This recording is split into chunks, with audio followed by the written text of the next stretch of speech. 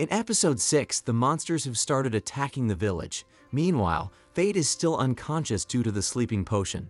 Set attempts to make a potion for Fate and administers it to him, gradually bringing him back to consciousness.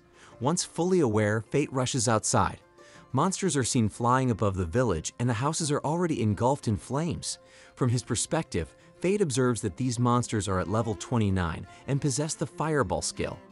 Greed identifies the monster's skill as troublesome and offers Fate the option to transform Greed into a great scythe capable of cutting through anything. The monsters use their Fireball skill to attack Fate. With his great scythe, Fate swings it, successfully dispatching several monsters in one sweep. Now only the boss remains with a level of 47, Fireball skill and fire resistance. Greed anticipates the monster's close-range Fireball attack. Fate leaps upward and strikes the boss monster. His Gluttony skill activates, granting him the Fireball skill, fire resistance, and increased stats. The battle concludes with Fate's victory, but the village he once called home lies in ruins, with many residents, including Set's father, perishing. Only Set and a few others survive. Set declares that the place can no longer be called a village. Using his Identify skill, Fate observes that the land is now unsuitable for cultivation, making it challenging to grow crops. Sat decides to seek employment in the city. Unexpectedly, Sat asks Fate to strike him. Sat wants to repay what he did to Fate in the past. Although surprised and reluctant, Fate, guided by Greed, agrees to the request, delivering a powerful blow to Sat's cheek. Greed comments that the punch was too hard, but Sat expresses gratitude to Fate. They bid farewell and continue with their lives. Fate takes a moment to visit his father's grave.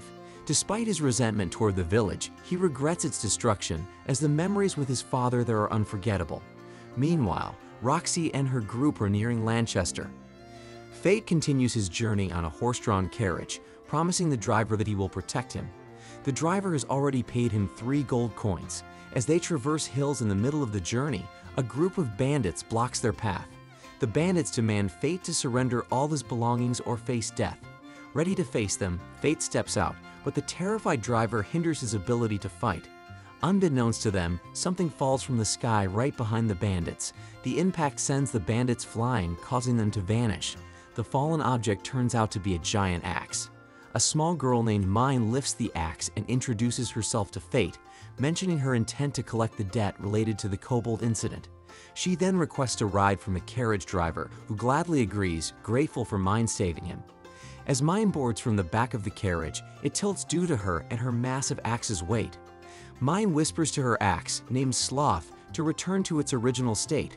Fate observes this, realizing that the weight of her weapon can change. While inside the horse-drawn carriage, Mine asked Fate for his name, and he responded with Fate Graphite. However, Mine declared that she would remember him as Fate of Gluttony. Fate was surprised, wondering how Mine knew about that. She explained that she also possessed the skill of deadly sin, allowing her to know such things. Confused, Fate speculated that perhaps Greed hadn't informed him about it. Mine then introduced herself as Mine of Wrath. Right after saying that, her stomach suddenly growled. Seeing this, Fate offered her the dried meat he had brought. Mine eagerly devoured it, leaving Fate watching as his food supply disappeared. Finally, they arrived in the city. There they saw a girl seeking help, being pursued by 2 mysterious creatures. A handsome man appeared and defeated the creatures.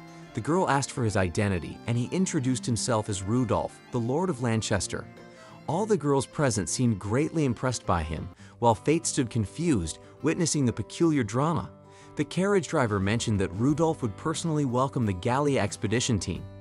Fate then inquired if Roxy was in that team, and the driver affirmed, adding that they would reach the city soon. Greed laughed, as Fate intended to catch up with Roxy, but Mine beat him to it. Due to their large army and weaponry, it was reasonable for them to take some time. As the driver was about to pay Fate 3 gold coins as wages, Mine suddenly snatched them, feeling she was the one who saved them. Fate could only remain silent. Mine suddenly fell asleep while standing and leaned on Fate. Greed suggested understanding it, as Mine was a sleeping type. Eventually, Fate carried her and searched for an inn in the city. Fate was curious because Greed knew a lot about Mine, but Greed remained silent and unwilling to explain anything. While walking, Fate noticed people with different symbols on their necks, and he was puzzled by it. Greed explained that it might be to distinguish social classes.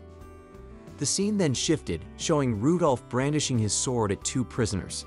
The first prisoner turned out to be the man disguised as the earlier mysterious creature. Rudolph was angry, feeling that his nobility as a Lancaster family member was not acknowledged. He executed him. The second prisoner was a warrior who had escaped during a monster hunt, and Rudolph killed him with his sword. Fate and Mine finally arrived at an inn. Greed then shared that he, Mine, and her axe had a long acquaintance. The axe named Sloth was Greed's companion, both being weapons of mortal sin. Greed finally explained the skills of deadly sin, including gluttony, wrath, greed, sloth, lust, envy, and pride. These skills were born from defying the order of the gods, hence called skills of deadly sin, similar to weapons of mortal sin. Among them, gluttony had the greatest potential to surpass the god's law, making it the most blasphemous power. Hearing this, Fate realized that he couldn't stop gluttony's skill after feeling its essence in his soul, and he considered it his punishment. Greed then emphasized that everyone had to pay a worthy price, including Mine. He also warned that if Fate's soul wasn't strong, gluttony's skill could consume him, so he needed to hone his abilities to resist it. He had to maintain a semi-hungry state. Fate went out to sharpen his skills, with Greed advising not to satisfy gluttony's skill immediately but gradually. The monsters Fate faced now were sandmen. Greed transformed into a bow and arrow, suggesting combining fireballs before releasing an arrow. Fate found it amazing to merge the fireball skill with an arrow. Greed proudly commended himself. After defeating the first sandman, more appeared that Fate had to defeat as well.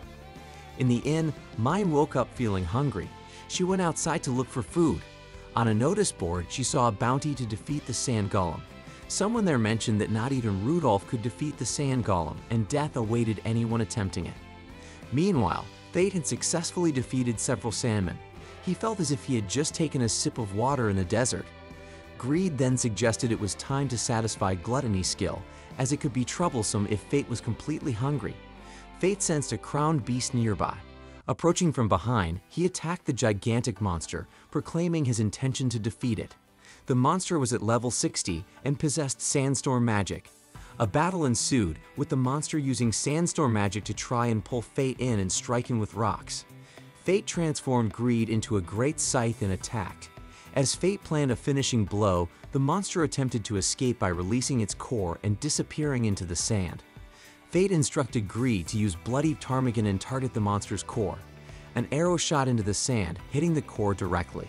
The monster was defeated, and sandstorm magic was successfully added to Fate's skills. Examining the aftermath of his attack, Fate saw a massive hole and thought his strike had been excessive.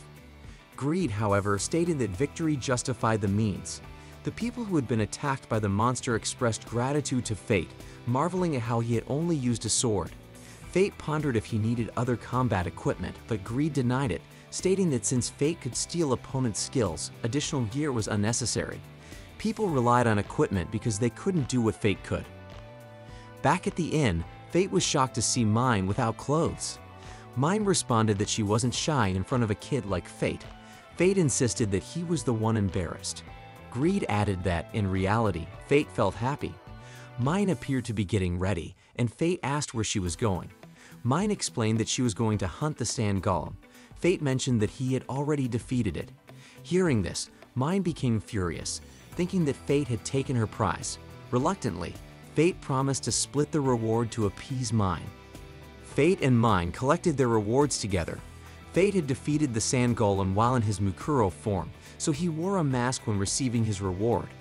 Unexpectedly, Rudolph arrived and reprimanded Fate, ensuring that he was the Mukuro who had defeated the sand golem. Rudolph then appointed Fate as his subordinate, and his guards moved towards Fate, restraining him with their weapons. Rudolph declared that Fate had no right to refuse and must obey him as Rudolph was a holy knight. Mine casually approached Rudolph and asserted that it couldn't be that way because she was first.